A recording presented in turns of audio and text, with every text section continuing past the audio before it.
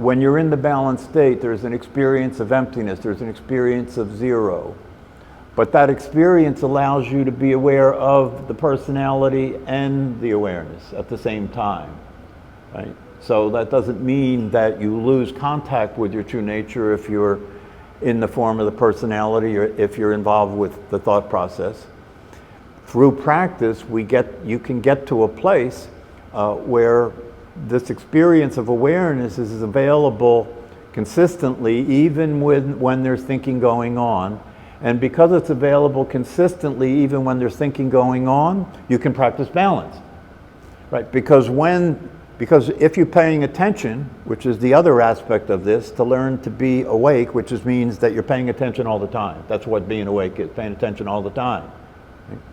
And if you're paying attention and you notice when you're in your life and dealing with other people and dealing with your conditioning and their conditioning and the circumstances that life is presenting you, and things go out of balance, right? Because you've made contact with your true nature as awareness, right? Now you have the possibility of coming back into balance. Because it's out of balance because you're more in the form of personality than you are in the form of awareness. That's what's happening, right? So if you know that, when you experience being out of balance as you go through your life, right, you can let go of the identification with the personality and understand that that's just a thought process, it's not real. That will help. And then to go to the breath and just breathe in a way that brings the nervous system into balance, the sympathetic and asympathetic nervous system into balance. Then you can keep making the adjustment, coming into balance as you go through the day.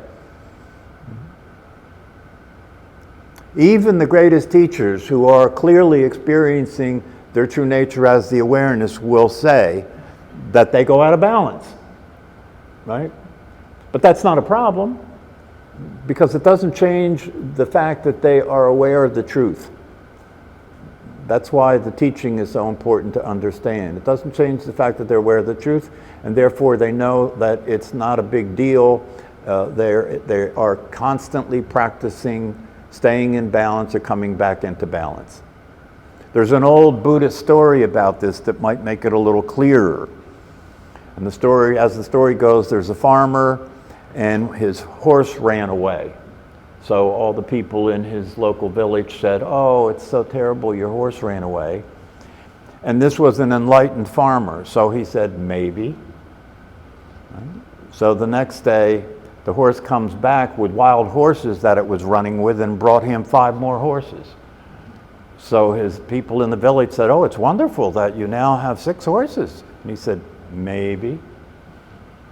And then his son was riding one of the horses trying to tame it, and he fell off and broke his leg. So the villagers came and said, "Oh, it's horrible that your son broke his leg." And he said, "Maybe." And the next day, a war broke out, and the army came to take his son in the army, but he didn't have to go because he had a broken leg. So the villagers said, "Isn't it fortunate that your son had a broken leg?" And he said, "Maybe." You get the drift? You see? He was experiencing evenness. Things may be good now, right? But it's not going to stay good. That's naive, right? That's unrealistic, right? So if you're going to be able to experience well-being, you got to be able to deal with both sides of it. When it's up, enjoy it, but let it go when it's over. If you stay attached to it, you suffer, right? And then when it goes down, understand that up and down are life. Up and down is life. Nothing's wrong. Right? So you experience the downside of it, you know. You don't have to get involved with it and have a pity party or consider yourself a victim. Just understand the total picture of things. What goes up must go down, and what goes down can come up, right? This is life, right?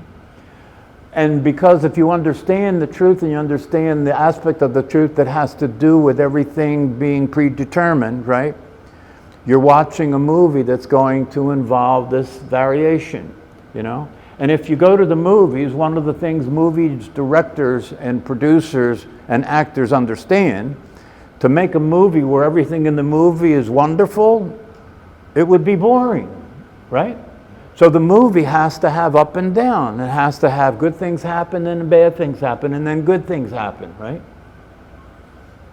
It's necessary for that because that creates an entertaining movie, right? Yeah. It's a practical application of the personality to accept things as they are, right? Makes sense, right?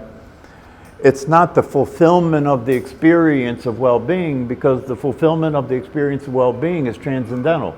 The fulfillment of the experience of well-being is above the opposites. It's above accepting and rejecting, right? And the reason it's above accepting and rejecting is because our true nature doesn't accept or reject. That's a personality. True nature just is. You know, this is beyond acceptance and rejection. Right? Our true nature is beyond the personality and the awareness, right? It's the ability to be in the state of balance in which both are available to be understood, both are available to be seen, both are available to be experienced. And we're talking about this in reference to being in life, you know, dealing with life circumstances. That's what we're talking about here, right? Because if you're going to succeed in terms of being even, if you're going to succeed in terms of being in that bandwidth in which there's well-being, right? Then you have to practice it, because in the world, right, given your conditioning, and in the world, right, you're going to constantly be having to deal with the situations that continue to arise, the challenges that continue to appear. The unpredictability of it all. The challenges that continue to appear to your personality, because your personality is in a survival operation. The awareness is not in a survival operation. So if you're experiencing the possibility of both realities in existence, right? And part of what I'm saying here, right, is that in the teachings and practices, it's often talked about that reality, that the truth and reality is your true nature, right? But that what we're saying here is a little more advanced than that. We're saying reality has two aspects to it. This one, in which we're here as separate selves in physical bodies in a world that's separate from us in time and space, that's real. And the awareness that is our true nature is also real, right? So we're dealing with both. That's why balance comes into play here. And the balance allows you, when you're in the form of a personality and you're going off the rails and you're being nuts and you're causing problems, you know, if you've been practicing this, you have something to balance it with. And when you go to balance it with the awareness, which, you know, is not in survival mode, it's in happiness mode, it's in well-being mode. So when you're in a state where you get triggered and you go out of the well-being mode, right, you have the happiness mode available to you to bring you into balance. Without that, to bring you into balance, what do you got? Medication, right? Medication, or whatever it is. You know, there are all kinds of things that people preoccupy themselves with to try and distract themselves, to try and be in control so they don't have to suffer. The problem with that is it creates a situation in which you have to be an addict, isn't it? It creates a situation and have to be an addict, because whatever you're using to try and relax, whatever you're using to try and get back into balance, since you don't have access to awareness, right, brings you into a dependence on that, whatever it is. Whether it's prescription medication, illegal drugs, beer, you know, whiskey, sex, pornography, movies, sports, you know, whatever it is, you become dependent on that to be able to relax and enjoy yourself. So you're living an out of balance existence that is only brought into balance temporarily when you use what you're using that you're addicted to get yourself back into a state of being relaxed. That is a very unnatural way of living your life, especially when the possibility is there all the time to experience the natural state and experience a state of well-being, regardless of the circumstances. Regardless of the circumstances. The circumstances become that which teaches us to practice being in balance. When you're awake, the circumstances stop being just what you don't want and don't like and try and avoid all the time, which is impossible, right? You can't avoid the circumstances. So it stops being that way, and you now see the circumstances from an enlightened perspective. You see the circumstances as something that's serving you. The circumstances are serving you because when the circumstances cause you to be triggered, right, it's giving you the opportunity to practice being in balance. So it's workable. It's workable. That's the same thing with suffering. Suffering, in its initial form, suffering is necessary for you to wake up. Once you wake up and you make contact with what was the other side of the balance, the awareness, once you wake up and you make contact with the other side of the balance, which is the awareness, then the suffering is no longer about waking up. The suffering is now about reminding you to practice. It changes, reminding you to practice. Well, there is no answer to that. There's no answer to that like this is what happens to everybody when a tragedy occurs. It depends on whether the person the tragedy occurred to is a practitioner. It depends on whether they have heard the teaching, whether they're aware of the reality that we're existing in. If they're not aware of that, they will experience trauma. Yeah. What's trauma? Trauma is something the nervous system can't manage, right? It goes into overwhelm, right? If it goes into overwhelm, then what happens is it causes the memory to start to be stuck in a static state. That's what trauma is. It causes whatever happened to get stuck in a static state, and then anything that happens that's like the original trauma causes you to re-experience the trauma again, right? Just like it's a loop. It's a loop, right? So it depends on the person. If the person has practiced and has heard the truth and has been practicing sufficiently, right, when the trauma comes, when the situation comes, it won't be a trauma. When the situation comes, the person will experience being knocked way out of balance, right? Because it's a big one, right? It's not a little one. Got to get knocked way out of balance, right? And so what they're going to have to do when they experience being knocked way out of balance is to let go, let go of the emotions that come up, right? Cry, whatever it is, let it go, let it come up, let it release, and then just breathe your way back into a calm place again where the balance exists. And that also depends on how long the person's been a practitioner and how realized the person is. If the person's fully realized, then there's no process. If the person's fully realized, the trauma happens and they're right into the next moment. You know, there's a story that my teacher told about a guy who was a realized person, and he was a musician, and he liked to sing and play his instrument, and he would sit and play his instrument all day long, right? Somebody came to him at one point and told him his wife had just died. He stopped playing, sat there silent for a few moments, and then went back and started playing and singing again.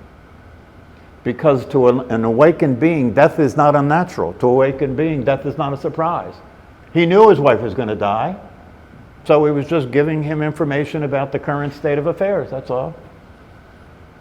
You know, for a lot of us, see in the form of a personality that has no sense of the other side of the equation might say, oh, that's heartless.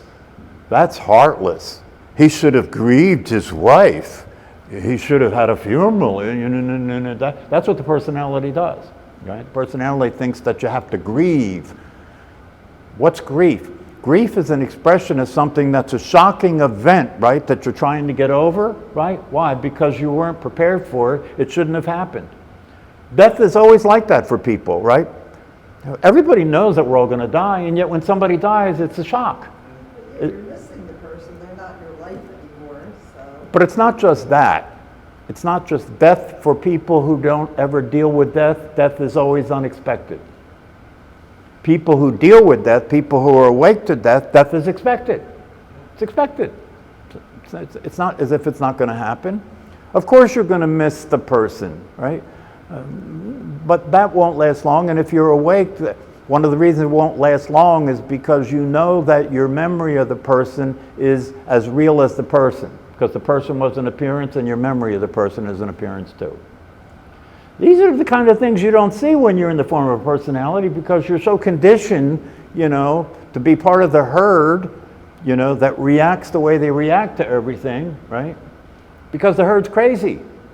The herd are drama. The people in the herd are dramatized, not traumatized. They're dramatized, and everybody considers themselves to be victimized by circumstances. You know, it happened to me.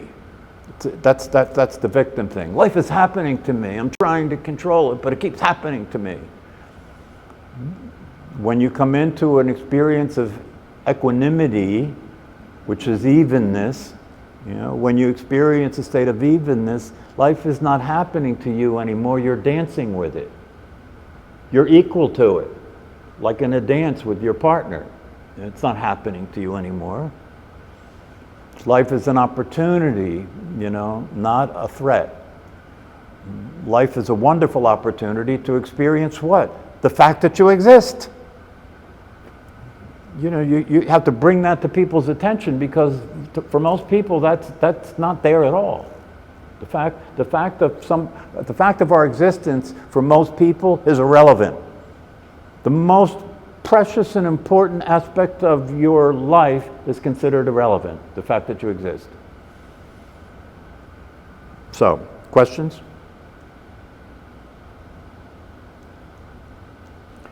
You know, you can start to practice this balance thing, you know, even before you've had a direct experience of your true nature. All you have to do is pay attention, consistently pay attention with the understanding.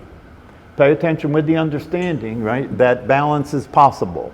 So that whenever you're kicked off balance, whenever you get angry, right, it's possible to come back into a calm state again by practicing balance, by paying attention to the breath, by letting go of the anger. You know, don't try and control it. Let it be there. This is not about controlling anything. Let it be there. It's energy. Let the energy get expressed. Let the energy disperse. That's all. When you're awake and you see things as they are, everything comes and goes. You're not trying to control anything. You're not trying to hold on to anything. You're not resisting it. You're just allowing everything to be as it is. It's a wave. Everything comes and goes, and you experience a state of balance, a state of consistency, a state of well-being, so that you don't have to, instead of being hit by the waves of what happens in life, you can surf. You can surf reality. You can dance with reality. It's a real possibility.